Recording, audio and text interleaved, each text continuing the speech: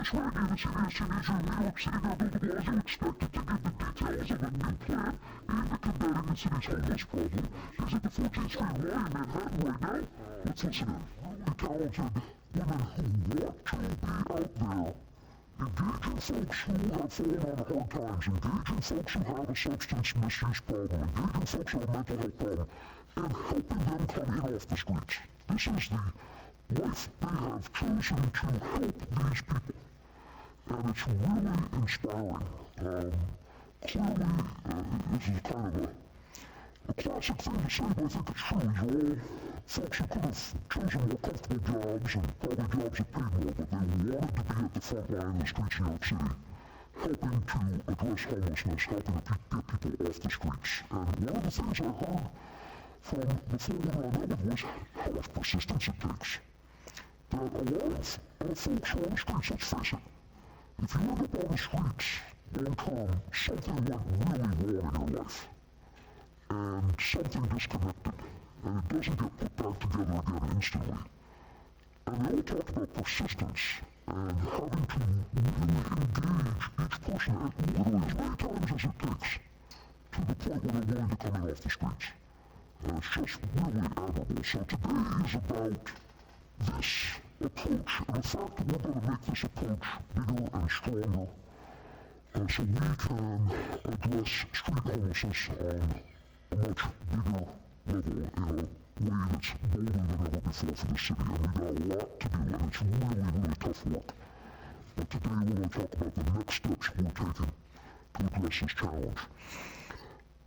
I want to emphasize that phrase, now but for the grace of God go on. I've talked to a lot of folks who are homeless over the years. I want people to understand and remember their humanity. Folks who have a mental health challenge, remember it's 1 in 5 Americans.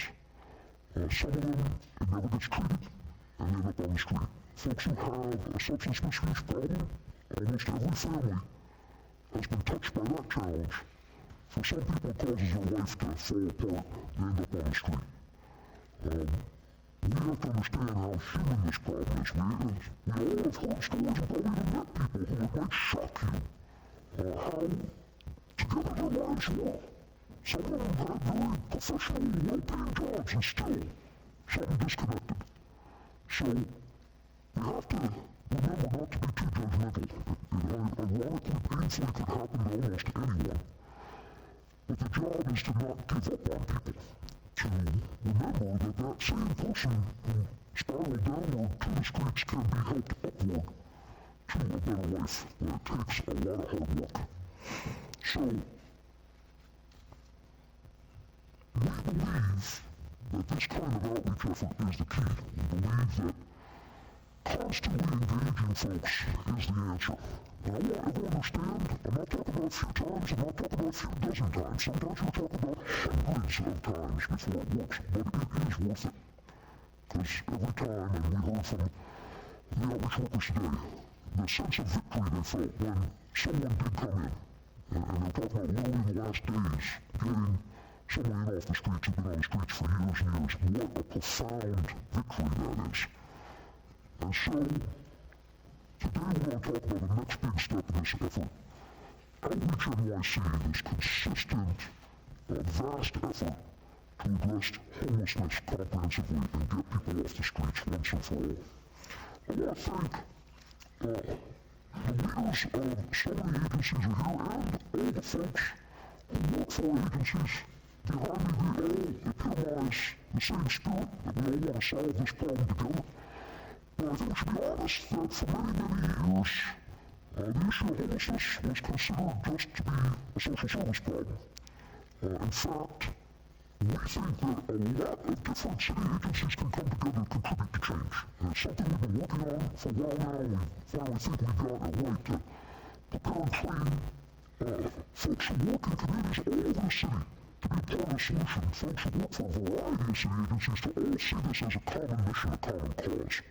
So I want to thank the leaders of the agencies present here today. Of course, our Commissioner for Social Services, Steve Banks, our Administrator for Home Services, Jocelyn Carr, our Health Commissioner, Dr. Upstairs Barbeau, our CEO of Health and Hospitals, Dr. Mitch Katz, Commissioner of ACS, David Hansel, Commissioner for Aging, Lorraine Cortez Vasquez, our Chief Medical Examiner, Barbara Sampson, Administrator for Human Resources Administration, Grace Bonnier, Chief of Staff for the Deputy Mayor for Health and Human Services, Peter Hatch, and I want to thank Peter, who's been playing a central role in building this multi-agency effort. I want to also thank our host steering committee, Executive Director of the 14th Street Y, Jordan Brackett, and the District Manager of Community Board 3, Susan Stetzer. Thank you all for everything you do, and thank you for joining together with us in this effort. I'll be quick and getting to the point, but just one thing I've got to fight with. These problems, these challenges come from what's broken in our society. We do not have a healthcare system that works in this country. And as we talked about a lot, we don't even have the beginnings of a mental health care system in this country. So, homelessness, modern homelessness now, pushing almost 40 years old in terms of this city's experience, it is directly related to the fact that this nation doesn't provide health care the right way and doesn't even begin to provide mental health care to its people. We also have an economy that is not built for working people, and we are working every day to try and change that at the city level, but so many of the mistakes, again, and the problems are on the federal level. It isn't shocking that a lot of folks end up homeless, not so straight homeless, but in shelter. Most people in shelter today, or the number one category of people in shelter today, are economically homeless, because it's an economy that does not work for working people in too many cases. So we're dealing with big challenges and failed approaches and missed opportunities going back decades and probably under all administrations. Doesn't matter if you're talking about Democrats, Independents, Republicans. There's an equal opportunity problem. What we're trying to do in this city with the resources we have is break through by addressing this issue with the tools we have. We know we don't have everything we wish we had, but we do have the power of all these agencies and all the good people work for them. And we know we have a strategy that has worked, that when it started out, I remember we announced it a few years ago here in this community. Homestead was an idea at that point. Could we get people in off the street and keep them in off the street? We thought we could, we weren't sure. Today we have evidence. Over the last years, 2,200 people who are street homeless have come in off the street and not gone back. 2,200. Again, anybody on the street is an unacceptable reality. But when you think of that number compared to the total problem we face, it's extraordinary. So we've actually found a strategy that works, but now we have to go further. So today we're going to take that successful approach and build on it.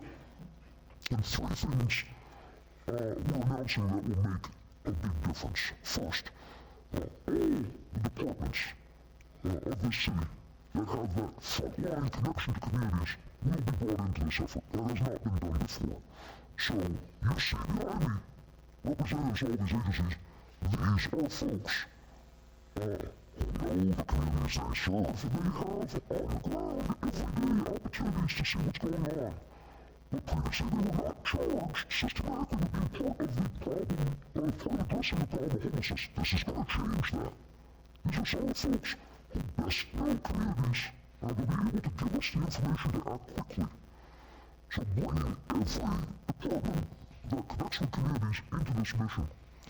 And that's going to be a crucial part of the work of our new deputy mayor, who you'll hear from in a moment, Dr.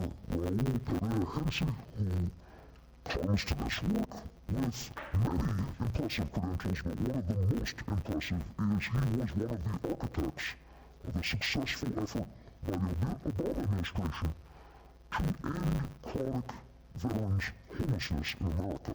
So, this is a situation where we brought into place someone who has had to think about and act on this issue all over this country in the toughest situations, and dealing with folks who have been homeless for a long time and finding real solutions. We're bringing a leader into this effort who has been at the front line and has proven that he can get things done and make big changes. Second, the sheer number of people who are going to be involved. 18,000 city employees will be engaged in this effort. So literally 18,000 more eyes and ears throughout the city, able to give us in real time information about what's happening and where we need to go to get homeless folks help and get them off the streets. All those folks will be prepared and empowered to do that work. And then third, we're going to have a central hub. You could liken it to a ward, or you could liken it to an air traffic control tower. One place where all the information will be collected for wherever there is someone on the street in the whole city. At any given moment, every report we have, and a team of experts coordinating the response to each. I use air traffic control example because the control is looking at planes coming in and out. Every one of those planes represents human lives.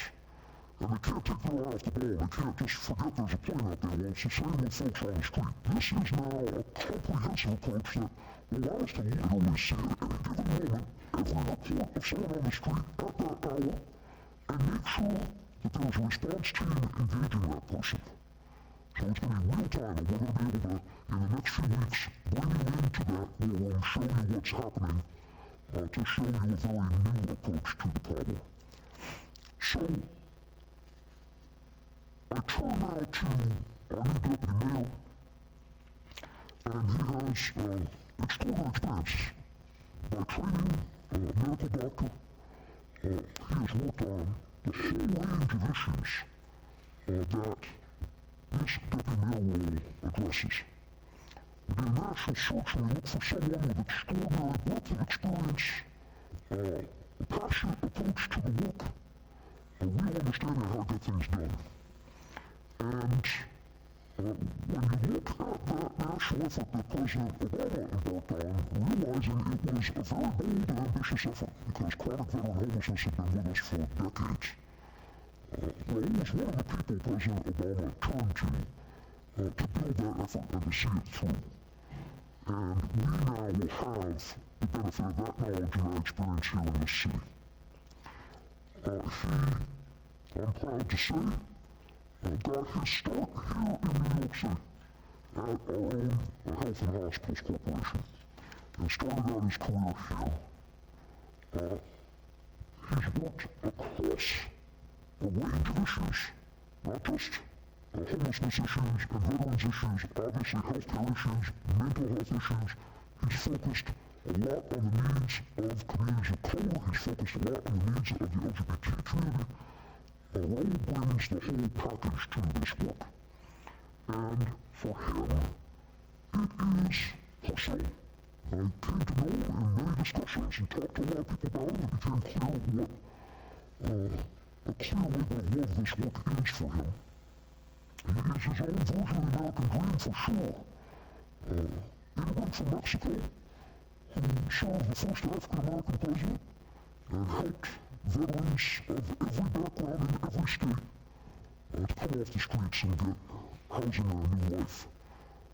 This is a great example, great reminder of what people who come to this country bringing their talents and their passion can do for all of us. And our veterans are so much better off because of Raul's service. But going back to his origins in the city, when he was at Health and Hospitals, when he was at our department, then Department of Mental Health, it was not an easy time. All you remember the late 80s, early 90s was an extraordinarily tough time. One of the things I worked on centrally was the HIV/AIDS crisis, then at a horrible point where bluntly government across the board was not reckoning with the extent of the crisis. Raul was one of the people in government who was doing everything possible to address the crisis, who was engaging the community and trying to get people help who were being ignored. So his skills were forged in fire, one of the toughest public service missions at that time, and he has brought that passion forward for all of us today in New York City. Just to say a few words in Spanish before introducing.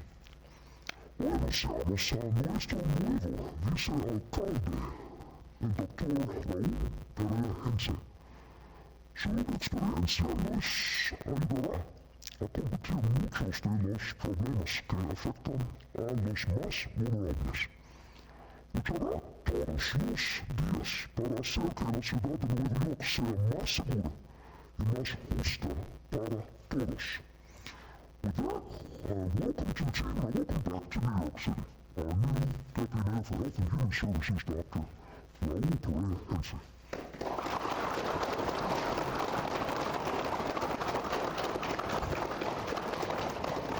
Thank you, Mr. Mayor. I'm reminded how short I am next time I'll be for sure. Apart from the greatest thanks to you for bringing me back home, because this is home for me. I have to acknowledge that no one eats its own island. I stand on the shoulders of many people, and I want to go through quick thanks to all of them. First and foremost, my family, represented here by my mother. Muchas gracias, Lola.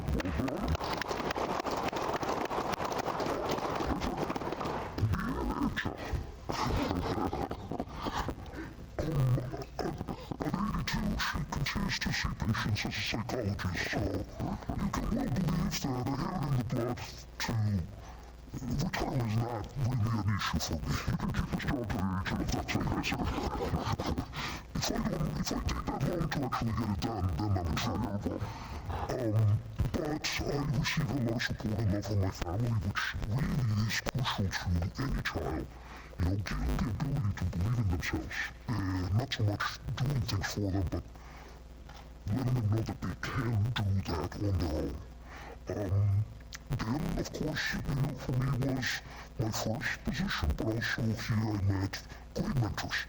Dr. Jim Dunson, who was so many things across 3 or 4 administrations, and Dr. Blasio, who's here with us, the first openly gay commissioner in the state of New York. He gave me the opportunity to be his chief of staff. I was, this crazy kid at 28 running around, probably sticking my nose in the wrong places, but he had the patience to teach me what to do and what not to do. And I think, again, their support and others taught me how New York was really an entire school for me. I always felt free here, but I always felt the energy that propelled me to want to know more and do more. Then I was lucky enough to really begin and continue to grow a great set of friends. The mayor called me an architect of the very homeless plan that we have here.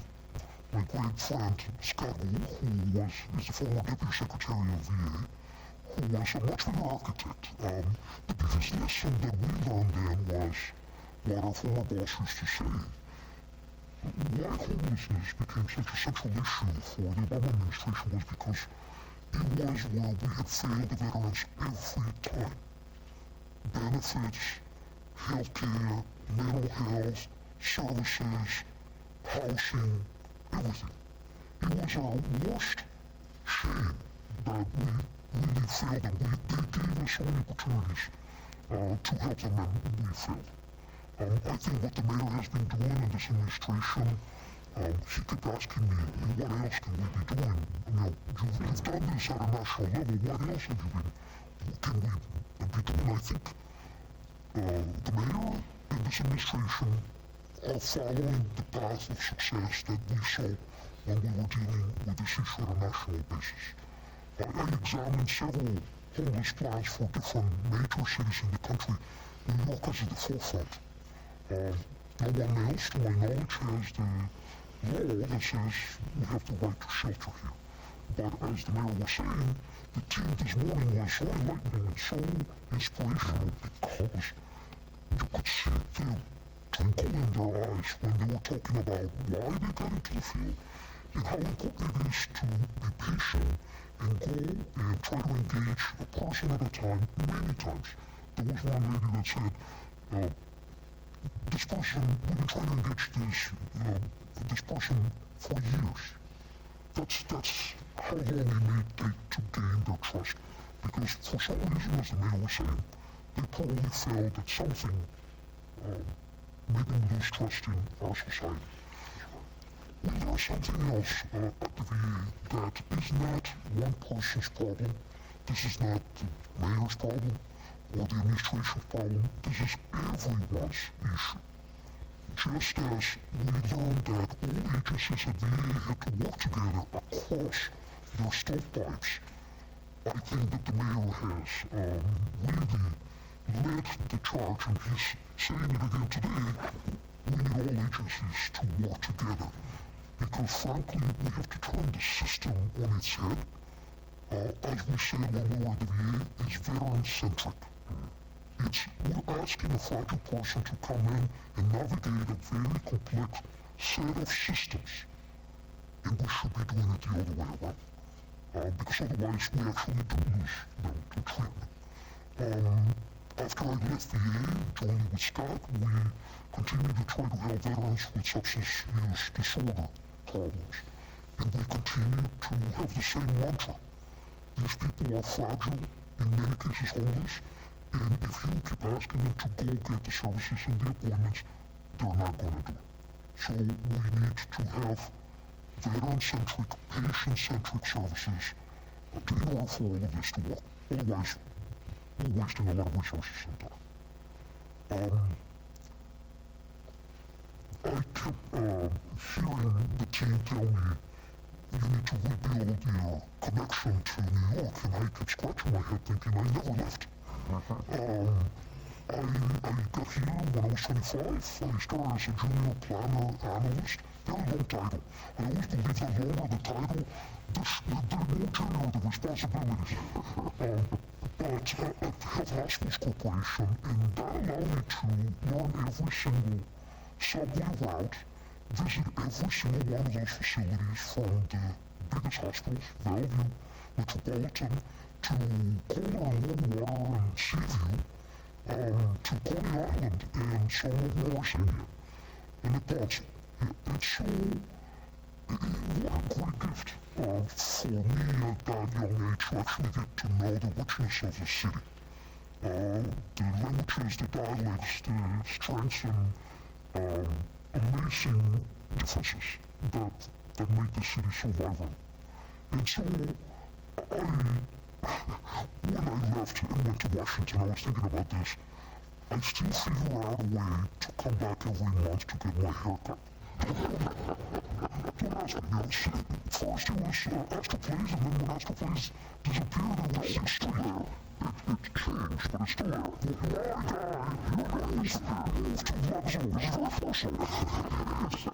My dentist still here, my eye doctor. But also there were projects that kept bringing me back. When I was here working for the city, I also managed to volunteer for a lot of organizations. GMHC, that's where I met David Hansel. He and I benefited from a group of people who taught us how to build partnerships. The HOA Planning Council in those days was a model of work in which you can bring the city government agencies with the not-for-profit agencies, with foundations. Everybody has a stake. And I will repeat this again with the homelessness issue or New York City care expansion. Everybody has a role to play. This is our community, we're all part of it.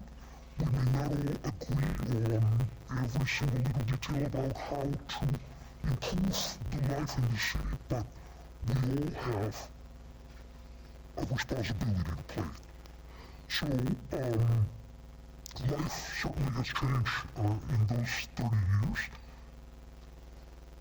It's so much easier to, I still cannot believe it, in our lifetimes, the first African-American president, and I come back and they can say I'm the gay Latino that can be next to the mayor, and I told him this before, for once, this is not a minority. I'm not in any advantage because I'm unique. And some of you may actually relate to this, and some of you could never really believe how much it means.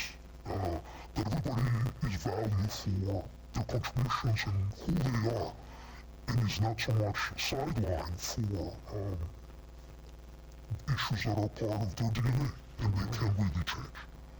So, as the mayor said, I've devoted my life to helping others, and going to medical school is probably a poor indication.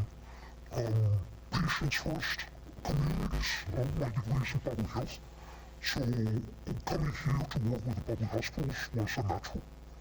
Coming here when I wanted to do global health, it was completely the only place on earth that I could actually realize that, because here you do international health.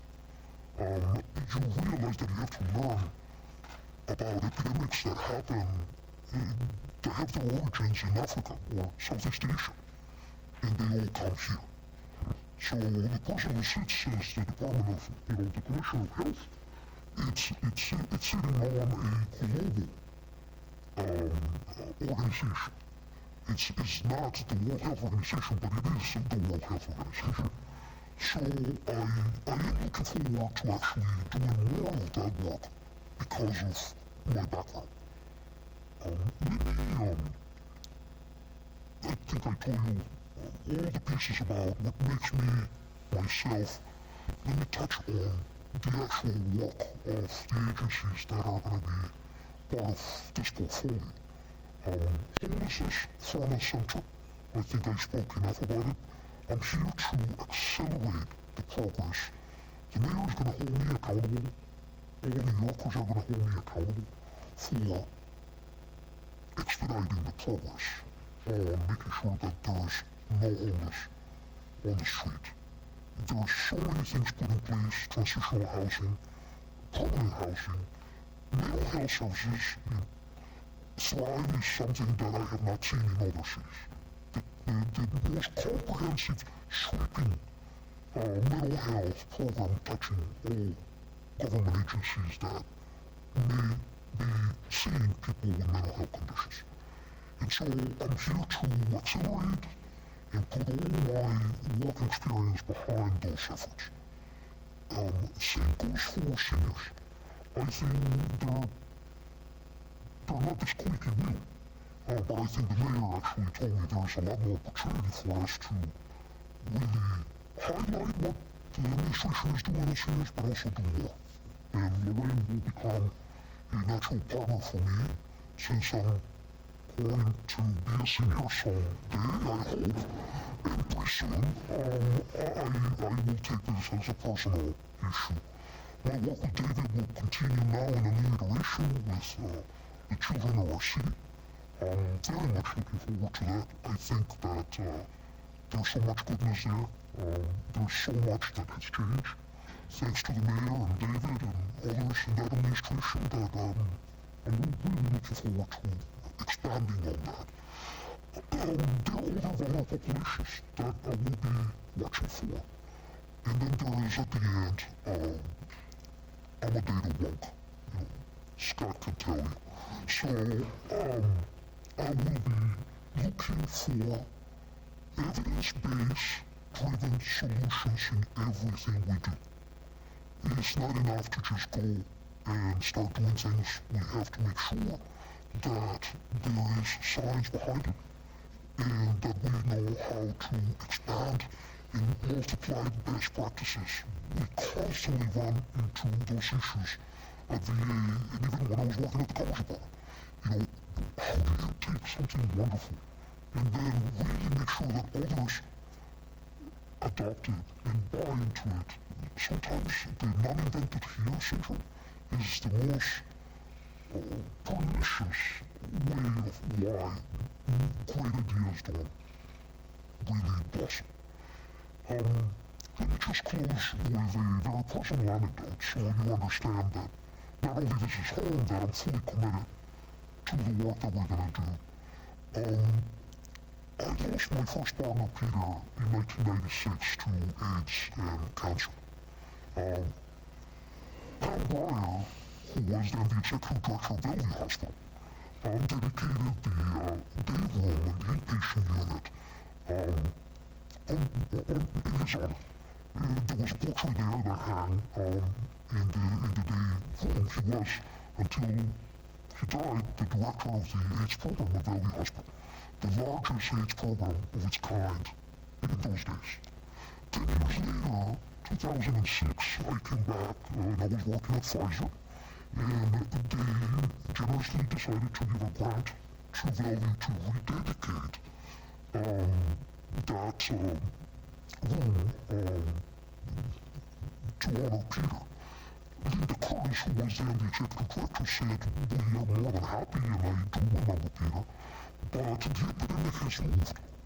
We no longer have a day room in the inpatient unit. How about if we dedicate the waiting room in the outpatient clinic? And I said, absolutely better, because that means that we've done something for the epidemic. So now, a couple of days ago, I asked Peter, my chief of staff, to be, could you find out if that portrait is still there? And Peter told me, well, they can place it. And I thought it was the best destiny for that portrait. Because right now, the AIDS crisis is almost something that we can consider a success story. It's a curable chronic condition that is not killing the way it was when I lost my partner and so many other friends. And I want for the new epidemics, homelessness, substance use, obesity, suicide, I want 20 years from now, Mr. Mayor, to be thinking back and seeing that we conquered them the same way that we did with HIV. And there was a story that I think came to be because everyone was involved. It was not the administration's problem, it was every New Yorker involved.